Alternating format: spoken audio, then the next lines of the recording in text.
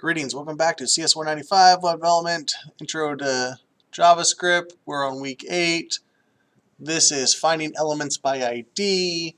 Last couple lessons, we learned about the DOM, we learned about where to put JavaScript, we learned what DOM stood for, how you interacted with it, the keyword. But now, let's get further into it. These next two lessons are just how do we select exactly what we want to select so we can change it. And again, we're going to change stuff that we could easily have just changed with HTML, but we got to be able to select it so when we get down to events over here, we can actually do something, right? So instead of learning events first and then not knowing what to do, we're going to do stuff that's kind of worthless and then be able to learn it later. So let's go ahead and watch the COM video on selecting elements by ID. And our success criteria when we're all done with this will be demonstrating selecting HTML elements by ID. So here we go. I have this webpage all about dogs, which is great, but actually, and I know not everybody will agree with me, I am more of a cats person. Boo. And I would like to turn this into a webpage all about cats. I'm going to use JavaScript to do it, instead of just modifying this HTML, so that eventually I could maybe turn this into a browser extension to turn any web page into being about cats. Wouldn't that be amazing? An entire internet about cats? Now, this web page has a heading, a paragraph, and a couple images. We're going to change each part at a time, starting with the heading, using the 2 steps that we just learned. The first step is to find the DOM node containing that heading. Okay, so the way that we found the DOM node before was just document.body, but now I want something much more specific. I want just this h1. Well, this h1 has an ID, which means it should be the only tag with that ID on the page. And there's actually a really easy way to find DOM nodes that have an ID.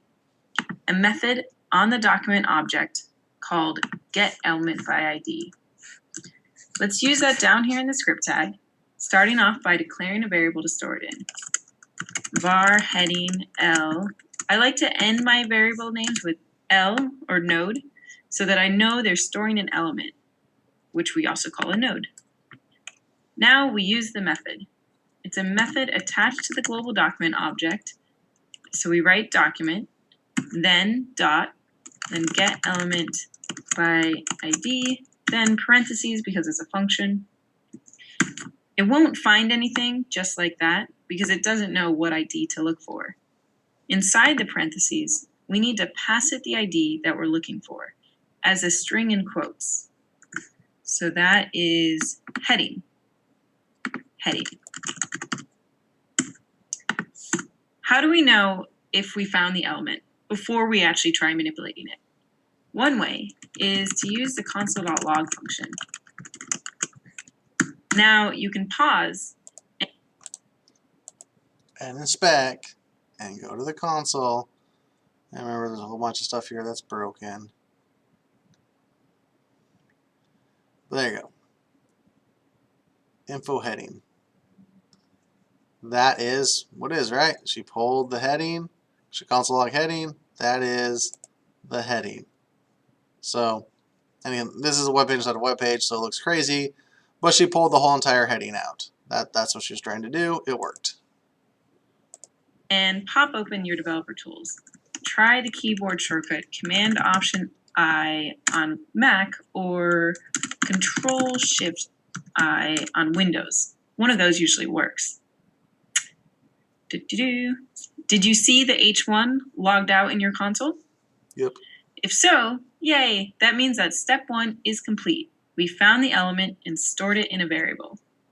For step 2, let's manipulate the element using the way that we already know, changing the inner HTML. Let's see, so that means we're going to say heading L.inner HTML equals dun dun dun moment of truth cats. Oh, all about cats. There we go. We have begun. All right. So we're not spending too much time. Listen, she's pretty much done.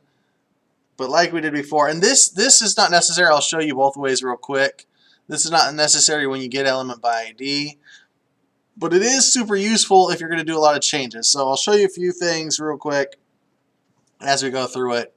But again, the DOM, right? You got to access the document, and I'll say 90% of the time when I do this, I do it by ID. That's why ID is so useful, giving stuff IDs.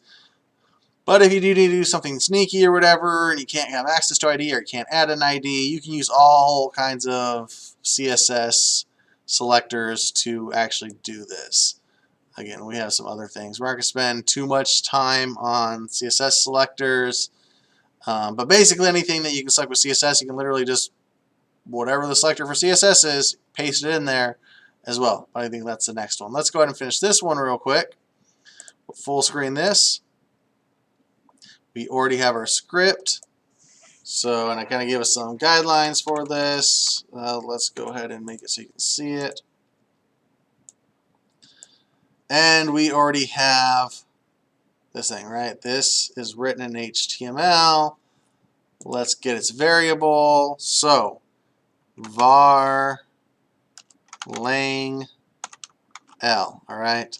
And I do that as well. And this is a variable. This is how you declare variables in JavaScript if you haven't taken JavaScript yet. But that's how you can declare variables in JavaScript.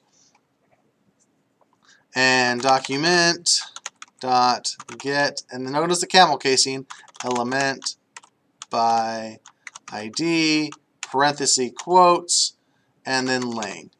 And this doesn't do anything yet. We've just selected it. All right, we've just selected this, and I'll show you we do this all in one line at the bottom, but this is great for it. So we go lang L dot inner HTML equals, now it's JavaScript. Don't forget to close it with parentheses, and you can see that we replace this with now it's JavaScript. Let's look at this all in one line though, right?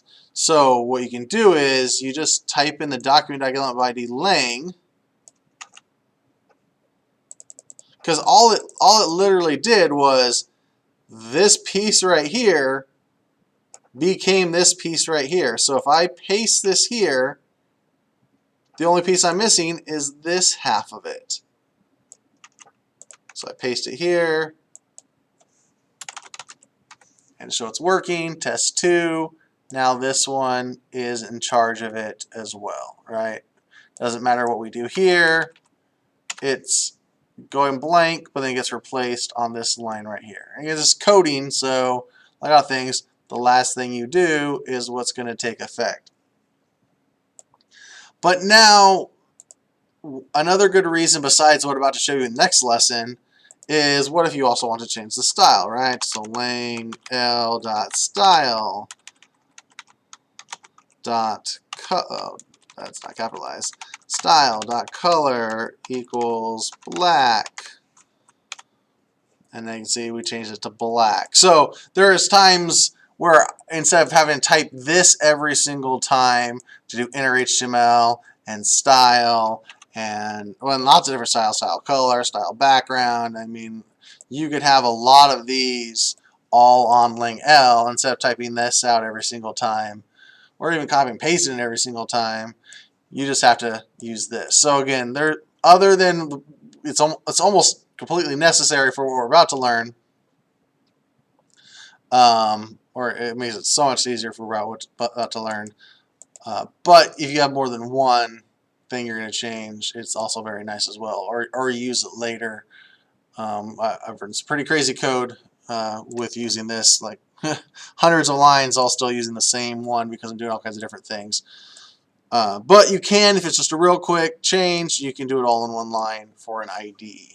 But that's the key. We'll go back over it. The document dot, get element by ID, and then parentheses, because you're actually running this, you parentheses, and then you can come back later and do dot enter HTML. So remember, it's not dot lang.